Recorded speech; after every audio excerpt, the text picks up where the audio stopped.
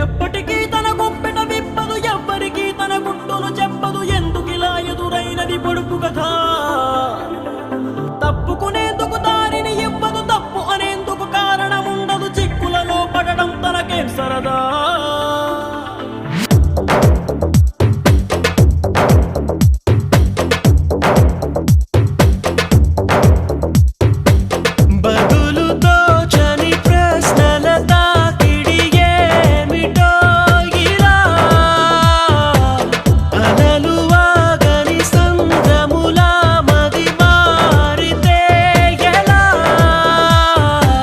నిన్న మొన్న నీ లోపల కలిగిందా ఏనాడైనా కల్లోలం ఇలా?